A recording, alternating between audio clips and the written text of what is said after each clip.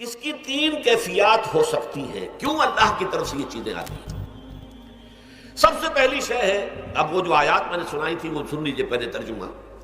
سورہ تغابن میں فرمایا ما صاب من مصیبت الا باذن اللہ، دیکھو کوئی مصیبت تم پر نہیں آ سکتی، نہیں آتی مگر اللہ کے اذن سے۔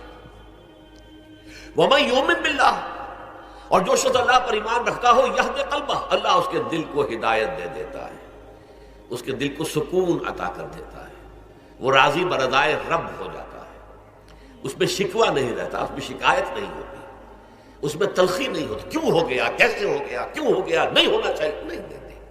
یہ سارا جو پیچ آدمی کھاتا رہتا ہے نا اندر ہی اندر، وہ جو پیچ کھا رہا ہے، یہ سب پیچ سے نجات نہیں گئی۔ برو کشید سے پیچا کہ ہست و بود مرا، چے اقدہا کے مقام رضا کشود مرا۔ یہ پیچ کھانا جو ہے، پیچا کے ہست و بود، اس سے اللہ تعالیٰ نے مجھے نجات دے دی ہے مقام رضا کے ذریعے سے۔ کتنے بڑے بڑے عقدے میرے حل ہو گئے اس مقام رضا سے، چے اقدہا کہ مقام رضا کشود میرا، میرے تو بہت سے عقدے اس سے حل ہو گئے۔ اس حوالے سے ایک موٹی بات تو یہ ہو گئی، لیکن اب اس کو تین حصوں میں تقسیم کیجیے۔ پہلی بات یہ کہ یہ اللہ کی طرف سے آزمائش کے طور پر آتی ہے۔ آزمائش، میرا بندہ اس پر صبر کرتا ہے یا نہیں، یا میرے خلاف بکواس کرنے پر آمادہ ہو جاتا ہے۔ اللہ تو ایسا ہے، اللہ نے تو ہم پر کبھی کرم کیا ہی نہیں ہے، اللہ تو ظالم، معاذ اللہ معاذ اللہ معاذ اللہ۔ کہیں ایسا تو نہیں، میرا بندہ جو ہے تکلیف کو جھیلتا ہے میری وجہ سے، یہ سمجھ کے کہ اللہ کی طرف سے آئی۔ یہ سب جو ہے یہ بہت بڑی کامیابی ہے اگر انسان کو حاصل ہو جائے۔ اور اس صبر کے نتیجے میں دو اور باتیں پیدا ہوتی ہیں۔ یہ مضامین علیحدہ علیحدہ دروس کے اندر آتے رہے ہیں، لیکن آج ایک نئے عنوان کے تحت جمع ہو کر آ رہے ہیں۔ پہلی بات یہ ہوتی ہے کہ یہ امتحان کا نتیجہ کیا نکلتا ہے کہ آپ نے ایک امتحان پاس کیا تو آپ کے اگلے درجے میں ترقی ہو جاتی ہے۔ 5ویں کا امتحان پاس کر لیا نا تو 6ٹھی میں جائیں گے، اب 6ٹھی کا امتحان پاس کریں گے تو 7ویں میں جائیں گے، 7ویں کا پاس کریں گے تو 8ویں میں۔ درجہ بدرجہ انسان کی دینی، ایمانی اور روحانی ترقی کا ذریعہ یہ آزمائش ہوتی ہے۔ جتنا اس میں صبر ہوگا، جتنا اس میں تسلیم و رضا جو ہے آپ حاصل کرتے جائیں گے تو آپ کے درجے بلند ہوتے چلے جائیں گے۔ آپ کا امتحان کڑے سے کڑا آئے گا، بڑے سے بڑا آئے گا، مشکل سے مشکل تر آئے گا۔ ایک وقت میں MA کا امتحان بھی آپ کو دینا ہوگا، ایک وقت ہو سکتا ہے PhD کے لیے تھیسس آپ لکھیں، پھر اس کے اوپر جو ہے ٹیم بیٹھی ہوئی اور آپ سے وہ بحث کرے، جرا کرے آپ سے، وہ بھی کرنا ہوگا۔ لیکن یہ کہ اگر پرائمری ہی میں فیل ہو گئے تو اس کا سوال ہی پیدا نہیں ہوتا کہ کبھی آپ MA کا یا PhD کا تھیسس بھی لکھیں۔ اور اسی کو دوسرے انداز میں کہا گیا ہے قرآن مجید میں، وَلِيُبْلِيَ الْمُؤْمِنِينَ مِنْهُ بَلَاءً حَسَنًا۔ اصل میں ابلا کہتے ہیں، بلا یبلو جو ہے عربی زبان میں آتا ہے آزمانا۔ خلق الموت والحیات لیبلوکم ایکم احسن عملا، یہی معنی ابتلا کے میں، ابتلا یبتلی آزمانا۔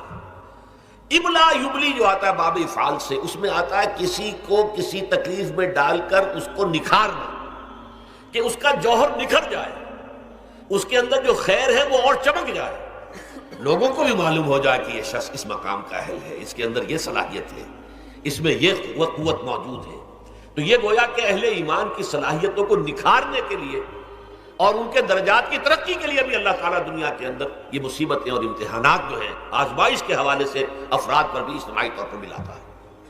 اور ایک اس کا اور بھی ہے، اہل ایمان پر اس طرح کی ابتلا و آزمائش کی ایک نوعیت اور بھی ہے، اور وہ یہ ہے کہ جو بھی آپ سے غیر ارادی طور پر، یا یہ کہ آپ نے کوئی گناہ ارادی طور پر بھی کر لیا، اللہ تعالیٰ اس کی سزا اسی دنیا میں دے کر آخرت کی سزا سے محفوظ کر دیتا۔ گویا کہ اس سے بڑا خیر کیا ہوگا؟ یہاں کی سزا کیا ہے، جھیل لیا آپ نے، بخار آ گیا، ٹانگ ٹوٹ گئی، چلیے 3 مہینے آپ بستر پر پڑے رہے نا، اور کیا ہوا، کچھ نہیں۔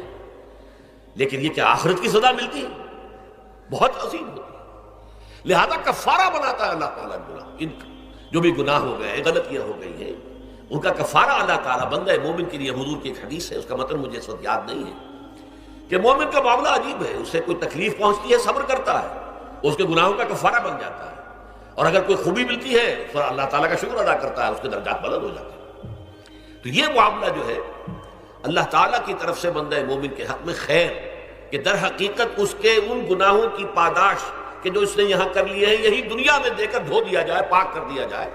جیسے آپ کو معلوم ہے دھوبی جو ہے کپڑے کو بھٹی میں چڑھاتا ہے، گرم پانی میں ڈالتا ہے نہیں ڈالتا، تاکہ اس کا میل نکلے، اس کے آگے پٹکتا بھی ہے ذرا اس کو تاکہ وہ میل اچھی طرح چھٹ جائے اس سے۔ اسی طرح اگر دنیا میں ہمارے میل چھٹ جائیں، دنیا میں اگر ہمارے گناہ دھل جائیں تو یہ بڑے نفع کا سودا ہے، بڑے نفع کا سودا ہے، بڑے نفع کا سودا ہے۔ اس اعتبار سے آپ غور کیجئے کہ اگر یہ حقائق ہمارے سامنے رہے تو کیا کوئی تکلیف دنیا کی ہمیں بھاری محسوس ہوگی؟